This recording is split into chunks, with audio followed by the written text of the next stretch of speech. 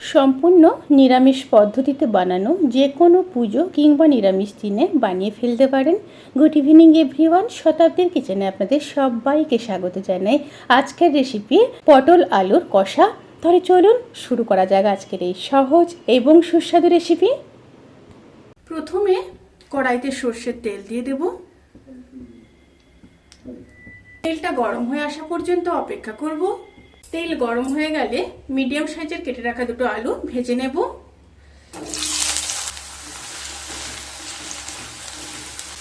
আলুগুলো ভাজা হয়ে গেছে, এবার তুলে নেব। এবার ওই তেলের মধ্যে 8-9 পিস পটল ভেজে নেব।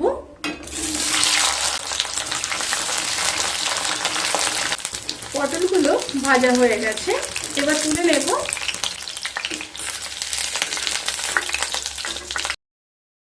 এবার ওই তেলের মধ্যে গোটা গরম মশলা, এলাচ, লবঙ্গ, দারচিনি আর একটা শুকনো লঙ্কা দিয়ে দিলাম। সাথে দিয়ে দেব 1/2 চামচ গোটা জিরে। তেল থেকে যখন সুন্দর একটা স্মেল বেরোতে শুরু করবে সেই সময় দিয়ে দেব 1 চামচ রোস্টেড জিরে আর ধনের গুঁড়ো। এই সময় কিন্তু অতি অবশ্যই স্টিমটা একদম লোতে থাকবে। 1/2 চামচ হলুদ গুঁড়ো, 1/2 চামচ লাল লঙ্কার গুঁড়ো, 1/2 চামচ কাশ্মীরি লঙ্কার গুঁড়ো, সামান্য জল দিয়ে দেব। জল দিয়ে একটু মিশিয়ে নিলাম। এবার দিয়ে দেব 1/2 চামচ আদা বাটা। আদা দিয়ে আবারও খুব ভালোভাবে মিশিয়ে নিয়ে একটু কষিয়ে নেব।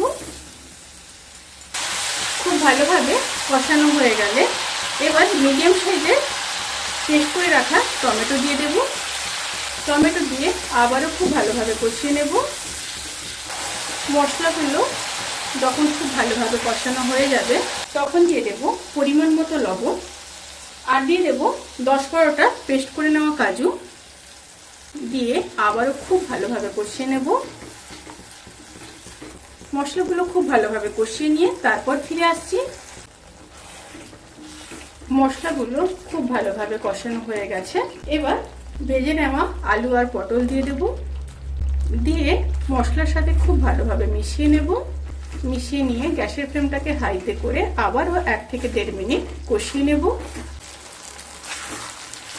মশলাগুলো যখন খুব ভালোভাবে কষানো হয়ে যাবে তখন পরিমাণ মতো জল দিয়ে দেব। আলু আর পটল সেদ্ধ হওয়ার মতো জল দিতে হবে, এখানে বেশি জল ব্যবহার করবেন না। আমি এখানে প্রায় 100 ml মতো জল দিলাম।